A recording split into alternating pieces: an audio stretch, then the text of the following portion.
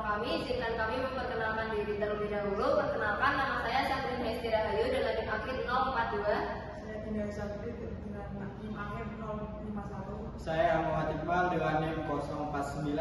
Saya Alfi Farisi dengan NIM akhir 067. Saya Ocha Julian Devi dengan NIM akhir 041. Saya Marga Pragen Pratama dengan NIM akhir 002. Baik, langsung saja masuk ke bagian A, yaitu POAC. Baik, yang pertama yaitu ada bagian A, yaitu POAC, Inovasi Pembelajaran Pendidikan Jasmani Olahraga dan Kesehatan.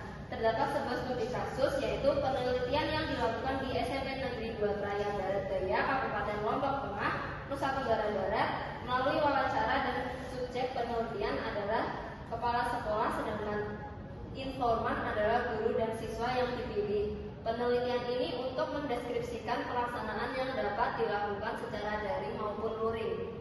Yang pertama ada planning yaitu menyusun tujuan pembelajaran teknik dasar tenis meja. Yang kedua, merancang media atau video tutorial aplikasi analisis gerakan dan alat modifikasi. Yang ketiga adalah menyusun skenario pembelajaran berbasis TDFU. Yang kedua, organisasi. Yang pertama, guru menyiapkan alat dan sarana alternatif seperti bed ini, meja, dan lain-lain. Yang kedua, membagi siswa dalam kelompok kecil untuk latihan bergilir. Yang ketiga yaitu mengatur jadwal praktik sesuai ketersediaan meja. Yang ketiga ada actuating. Terus yang pertama, guru menyampaikan materi melalui video dan demonstrasi teknik. Yang kedua, siswa mempraktikkan teknik dengan bimbingan langsung. Yang keempat, penggunaan aplikasi slow motion untuk analisis kesalahan berat. Yang keempat yaitu permainan mini game untuk menerapkan teknik secara langsung. Yang terakhir ada controlling. Guru memberikan umpan balik berdasarkan hasil analisis gerak. Yang kedua, melakukan evaluasi mingguan terkait pencapaian teknik dasar. Yang ketiga, mencatat progres siswa untuk perbaikan pertemuan berikutnya. Ini ada perjalanan implementasi 1 bulan. Minggu pertama, pengenalan alat seperti meja, net, bed, dan bola. Terus yang kedua, peraturan dasar seperti skor, servis, dan giliran bermain. Yang ketiga, latihan grip seperti shake hand dan pen hand. Yang keempat, latihan kontrol bola tanpa meja. Terus ada minggu kedua yaitu latihan servis pendek dan panjang sama arahan pukulan dasar, tekanan, dan kiri. Yang minggu ketiga ada latihan teknik dasar pukulan, torrent hand, dan teknik dasar back hand grab, dan latihan rally sederhana. Terus yang terakhir adalah minggu keempat, mengkombinasikan servis, torrent hand, backhand, dan aturan pertandingan sederhana. Baik, selanjutnya ada mini rubrik KPI. Menurut S. Harrer dan kawan-kawan pada tahun 2020, aspek psikomotor kognitif afektif sangat penting dan umum dievaluasi dalam literatur akademik. Nah, kemudian yang pertama ada aspek kognitif. KPI-nya itu memahami aturan dasar dan prinsip strategi sederhana tenis meja. Standar keberhasilannya yaitu kurang lebih 65% benar. Instrumen penilaiannya yaitu menggunakan lembar pilihan ganda. Yang kedua yaitu ada aspek psikomotorik. KPI-nya ketepatan teknik forehand dan backhand, service, dan footwork dasar. Standar keberhasilannya yaitu kurang lebih 70% benar sesuai teknik yang diajarkan oleh guru. Instrumen penilaiannya yaitu menggunakan penilaian gerak yang sesuai dan rekaman video. Yang ketiga yaitu ada aspek afektif. KPI-nya sikap sportif, disiplin, dan kerjasama saat latihan pasangan dan rally.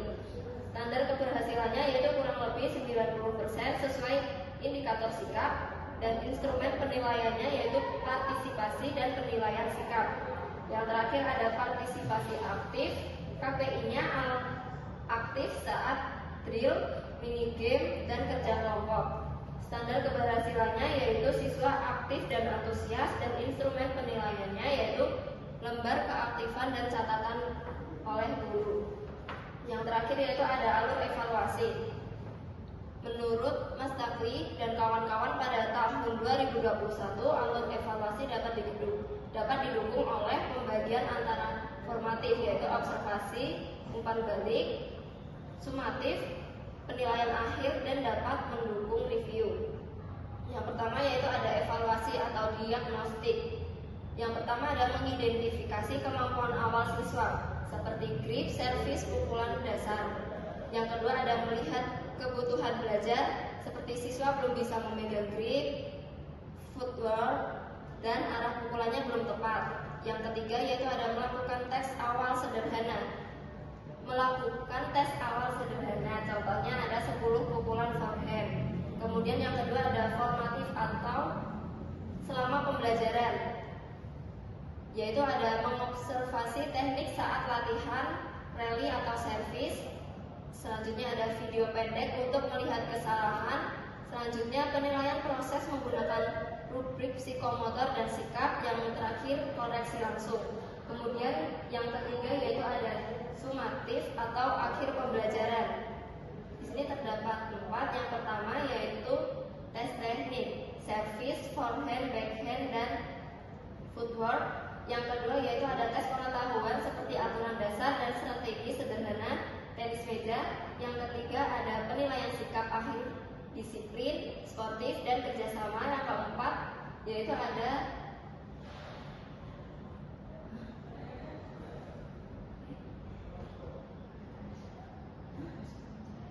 reaksi yang dipelajari. Yang terakhir yaitu ada review atau tindak lanjut. Guru menentukan efektivitas mereka saat latihan. Yang kedua ada mengembangkan drill baru atau video demonstrasi. Yang ketiga ada remedi bagi siswa yang masih kurang. Dan yang terakhir ada menentukan strategi untuk permainan berikutnya. Yang selanjutnya yang B, yaitu sistem bagan pertandingan tenis meja. Yang pertama yaitu sistem gugur atau knock-out system, yaitu semua peserta pertandingan dengan aturan kalah langsung gugur. Yang menang maju ke babak selanjutnya. Yang kalah tersingkir dari turnamen. Karena jumlah timnya 12, maka tim mendapat bye dan langsung ke babak perempat final. Total pertandingan 11 kali pertandingan.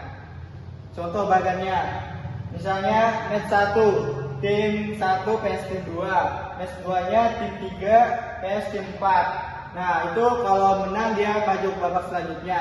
Terus pertandingan yang kedua yaitu match 3 sama match 4, yaitu match 3 nya itu tim 5 PS tim 6, PS 4 nya match 4 nya tim 7 PS tim 8, yaitu kalau dia menang dia maju ke babak selanjutnya. Nah, jadinya kalau dia menang dia dipertandingkan di winner 2 dan winner 3. Yang untuk yang kalah bye turun di lawan tim 9 atau tim 10. Dan seterusnya sampai final. Untuk yang kedua, sistem gugur tunggal. Konsep dan maknanya sama dengan gugur biasa.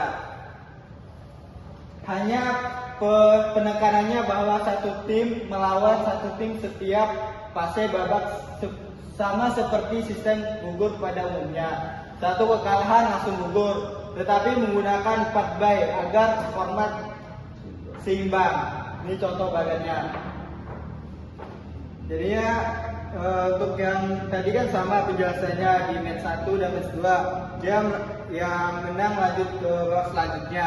Tapi dia bye. Jadinya bye-nya diturunin di misalnya bye lawan tim 12 atau tim 11. Dan lanjutnya lawan tim 3 atau tim 4 dan lanjut final. Selanjutnya yaitu sistem gugur ganda. Tim boleh kalah 1 kali dan masih tetap berlanjut karena ada upper bracket atau jalur utama, dan lower bracket disebut juga dengan jalur penyelamat. Tim yang kalah 2 kali baru tersingkir. Waktu pertandingan lebih panjang daripada gugur tunggal. kelebihan yaitu lebih adil karena tidak gugur hanya karena satu kali kalah. Dan kekurangan jadwal lebih padat dan butuh manajemen pertandingan yang lebih rumit. Ini contoh bagiannya. Jadi match 1 dan match 2 ini main dulu. Yang menang lanjut, yang kalah sudah. Terus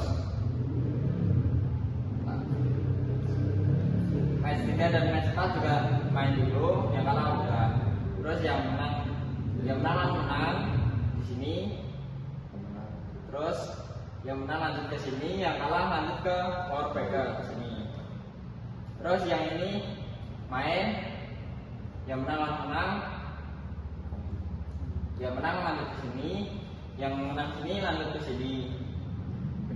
Jadi yang kalah ke sini. Terus yang menang di sini lawan sini, nanti lawan yang di sini. Lower bracket yaitu sketsa alur. Tim yang kalah di R1 atau L1 dari M1 masuk ke LB round A. Tim yang kalah dari UB quarter final turun ke LB. Round berikutnya bertemu pemenang LB sebelumnya. LB berlanjut hingga tersisa satu pemenang LB. Grand final pemenang UB versus pemenang LB. Selanjutnya ada sistem seed atau unggulan. Tim yang dianggap terkuat ditempatkan bagian biasanya 4 tim unggulan diberi baik ke perempatan final. Tujuan unggulan tidak bertemu terlalu awal hingga turnamen lebih kompetitif dan menarik. Kelebihan pertandingan awal lebih seimbang, puncak turnamen lebih seru. Kekurangan, jika penentuan unggulan tidak adil bisa menimbulkan protes. Ini contoh bagiannya. Jadi unggulan 1, 2, 3, 4. Unggulan. Jadi match 1, match 2, match 3, match 4 main dulu. Yang menang lanjut lawan unggulan. Ini bagian atas lawan unggulan 4. Yang bagian bawah lawan unggulan 2. Yang menang antara match 1, match 2 kan ini. Terus lawan, kalau menang lawan unggulan 4, lanjut ke selanjutnya ke sini, ke atas ini, lawan unggulan 1. Yang ini juga sama, ini lawannya unggulan 3. Nah, itu terus sampai ke final. Oke, untuk yang selanjutnya ada sistem kompetisi. Yang pertama, 12 tim dibagi menjadi 4 grup dikali 3 tim, atau satu grup itu berisi 3 tim. Yang kedua, setiap tim bertanding melawan 2 lawan di grupnya masing-masing. Yang ketiga, juara dan runner up setiap grup masuk ke babak gugur atau babak 8 besar. Yang keempat, cocok untuk memastikan setiap tim main minimal 2 kali. Untuk kelebihannya, penilaian lebih objektif dan semua tim dapat kesempatan lebih. Untuk kekurangannya, butuh waktu pertandingan lebih banyak dibanding gugur biasa. Nah, ini contoh bagiannya. Grup A berisi 3 tim, yaitu ada tim 1, tim 2, dan tim 3. Grup B, tim 4, tim 5, dan tim 6. Grup C, tim 7, tim 8, dan tim 9. Grup D, tim 10, tim 11, dan tim 12. Untuk pertandingan ke grupnya, yaitu contoh grup A, tim 1 melawan tim 2. Untuk selanjutnya tim 1 melawan tim 3. Dan untuk selanjutnya tim 2 melawan tim 3. Jadi itu semua tim itu melawan satu sama lain. Untuk setelah grup, ambil juara dan runner up. Tiap grup 8 tim menuju quarter final. Terus lanjut ke semifinal, lanjut lagi ke final. Untuk sistem yang quarter final pertama Yang juara grup A melawan runner up grup B. Untuk quarter final yang kedua, juara grup B melawan runner up grup A. Yang ketiga, quarter final ketiga, juara grup C melawan runner up grup D. Yang quarter final keempat, juara grup D melawan runner up grup C.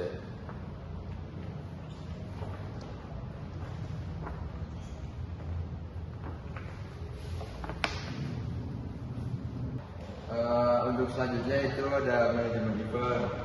Yang pertama ada format gugur. Yang pertama jadwal mikro. Slot waktu pertandingan yaitu 20 sampai 25 menit. Untuk rotasi meja atau wasit, meja 1 sampai 3 digunakan bergantian. Waktu rotasi tiap 2 pertandingan. Terus selanjutnya buffer keterlambatan 5 menit tiap ronde. Untuk rondenya 1 babak. Yang pertama babak 16 besar, 4 bye plus 4 pertandingan. Selanjutnya 8 besar, semifinal dan final. Untuk yang kedua, sumber daya manusia dan perannya. Komite yang pertama ada komite pertandingan, yaitu ada 5 orang. Perannya pengawasan keseluruhan. Untuk yang kedua ada court manager, satu orang tiap 2 meja. Perannya memastikan rotasi lancar dan aman. Untuk yang ketiga, wasitnya ada 6 orang, jadinya 1 per meja plus cadangannya ada juga. Terus selanjutnya ada medicalnya 2 orang, yaitu untuk pertolongan pertama dan untuk mengatasi pemain jika ada yang cedera. Terus selanjutnya ada IT atau bracket officer, yaitu 2 orang, perannya input, skor dan update bracket. Untuk yang ketiga ada SOP dan hasil publikasi. Yang pertama ada input skor langsung via laptop oleh bracket officer. Yang kedua, jika ada sengketa, review wasit plus rekaman pertandingan. Itu jika ada sengketanya ya. Yang ketiga ada live bracket ditampilkan di layar proyektor atau Google Sheet. Yang keempat, hasil final dipublikasikan 5 menit setelah final selesai. Untuk yang keempat ada estimasi sumber daya. Yang pertama ada mejanya ada 3. Untuk bolanya ada 24 buah, jadi per meja ada 6 plus ditambah cadangannya. Untuk yang ketiga ada ruang tunggu pemain. Yang keempat first aid kit plus 2 tenaga medis. Untuk yang kelima hydration point atau 2 lokasi. Yang terakhir ada kursi pemain dan official, yaitu ada 24 buah. Untuk yang kelima ada justifikasi format, yaitu ada trade off. Yang pertama cepat, hemat waktu dan meja. Yang kedua fairness sedang atau 1 kali kalah langsung gugur. Yang ketiga ada pengalaman peserta minim jika kalah di awal. Yang selanjutnya ada format gugur tunggal. Yang pertama ada jadwal mikro sama dengan single elimination.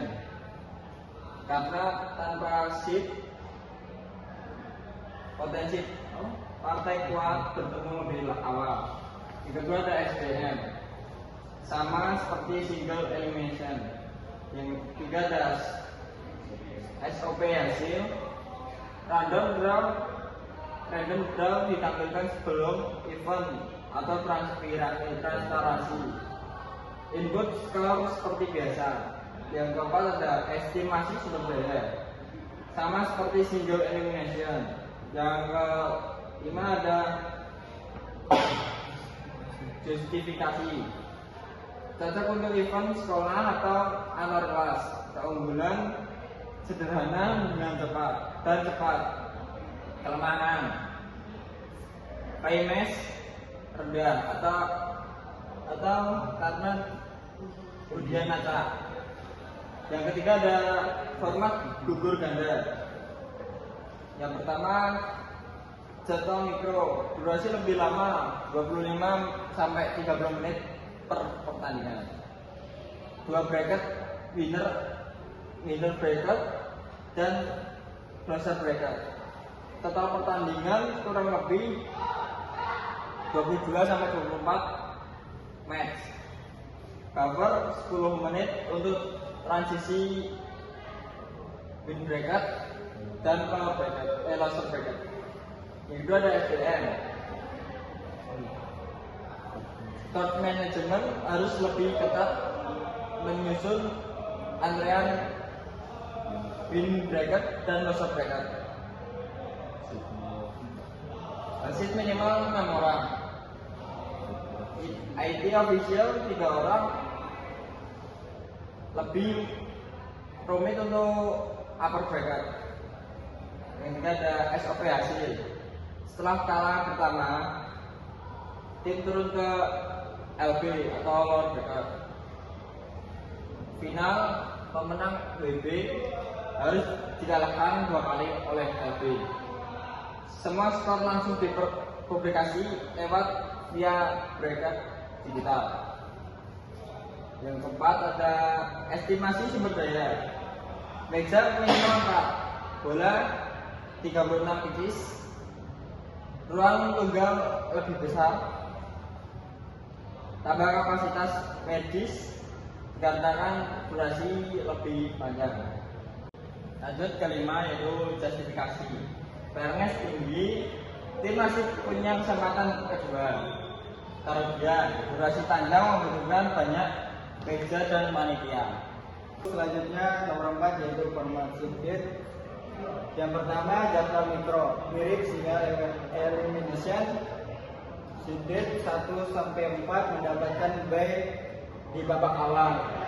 Pertandingan lebih struktur 20 sampai 25 menit. Yang kedua SDM, komite ranking 3 orang, wasit, IT, counter manager standar. Yang selanjutnya SOP hasil, ranking diumumkan sebelumnya berdasarkan poin prestasi. Input skor biasa. Yang selanjutnya estimasi sumber daya, sama dengan single elimination. Yang terakhir justifikasi. Fairness tinggi, partai kuat, tidak bertemu lebih awal. Pengalaman peserta seimbang, cocok untuk turnamen ini. Yang terakhir yaitu format kompetisi atau round robin. Untuk jadwal mikronya itu pembagian 12 tim sampai 4 grup kali 3 tim atau 3 grup kali 4 tim. 1 match 20 menit. Tiap grup 3 pertandingan. Total penyelisihan 12 sampai 18 pertandingan. Lanjut semifinal atau final. Yang selanjutnya SDM. Wasit minimal 6 orang. Counter manager tiap meja. IT officer, manager, tabel klasmen. Yang selanjutnya SOP hasil. Menang 2 poin, kalah 1 poin, cover 0 poin. Jika seri poin, head to head, selisih set, selisih poin. Klasemen dipublikasikan real time. Yang selanjutnya estimasi sumber daya. Meja minimal 4, bola 30 incis, ruang tunggu besar, tempat MCK atau hydration poin lebih banyak. Yang terakhir justifikasi, yaitu pengalaman peserta paling maksimal, semua bermain banyak. Fairness tinggi, keterangan durasi lama atau padat.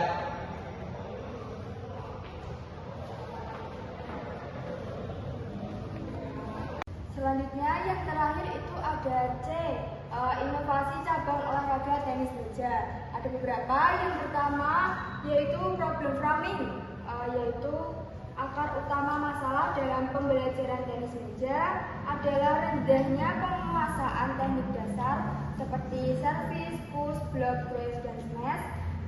Minimnya alat dan prasarana seperti meja tenis yang terbatas, bed kurang standar, serta bola yang cepat rusak. Metode pembelajaran kurang variatif, terlalu berfokus pada ceramah dan demonstrasi tanpa media pendukung. Kurangnya pemahaman konsep gerak, sehingga siswa sulit mengembangkan koordinasi tangan mata dan kontrol bola. Rendahnya motivasi belajar karena materi dianggap monoton dan kurang menarik.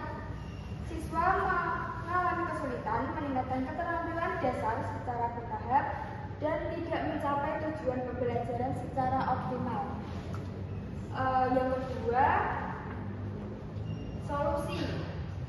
Membuat video tutorial teknik dasar tenis meja seperti servis, block, drive, dan smash yang mudah dipahami dan memudahkan siswa mempelajari gerak kunci secara visual dan dapat diulang kapan saja, dan mengembangkan alat modifikasi seperti meja mini untuk latihan kontrol bola.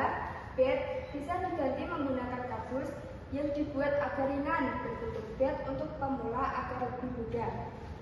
Bola busa untuk latihan awal agar siswa tidak takut salah pukul. Walaupun banyak sarana dan prasarana yang dimodifikasi, pembelajaran harus sesuai dengan kurikulum dan pembelajaran mencapai target. Selanjutnya ada model Teaching Games for Understanding atau TGFO, dipilih karena mampu membuat pembelajaran tenis meja lebih bermakna, menyenangkan, dan relevan bagi siswa. TGFO menempatkan siswa sebagai perilaku aktif yang belajar taktik permainan terlebih dahulu, kemudian mengembangkan teknik melalui konteks permainan sederhana. Pendekatan ini selaras dengan karakteristik siswa SD atau SMP yang belajar lebih efektif melalui aktivitas langsung, permainan, dan pemecahan masalah. Yang ketiga ada roadmap POC, alat ukur keberhasilan pada masalah ini dibuat dari penerimaan murid dari modifikasi pembelajaran yang diberikan secara langsung. Ketika murid bisa melakukan apa yang diinginkan guru, maka guru berhasil menganalisis hal-hal yang dibutuhkan siswa, dan model pembelajaran guru meningkat karena bisa memecahkan keterbatasan sarana dan prasarana. Yang terakhir, evaluasi skala A. Evaluasi skala yang diberikan kepada siswa dan guru menunjukkan bahwa program pembelajaran tenis meja yang diterapkan terbukti efektif dalam mengatasi berbagai permasalahan sarana dan prasarana dan rendahnya penguasaan teknik dasar. Hasil evaluasi menggambarkan bahwa strategi pembelajaran yang memanfaatkan modifikasi alat seperti meja mini, bat ringan, dan bola busa mampu menekan biaya kebutuhan fasilitas yang biasanya cukup besar dalam pembelajaran tenis meja. Evaluasi ini menunjukkan bahwa model pembelajaran yang dirancang lebih menyenangkan, variatif, dan partisipasif, membuat siswa lebih mudah memahami teknik dasar seperti servis, drive, block, push, dan smash. Hal ini selaras dengan permasalahan awal yang ditemukan, yaitu rendahnya motivasi belajar serta tingginya kesulitan siswa dalam mengembangkan koordinasi mata tangan.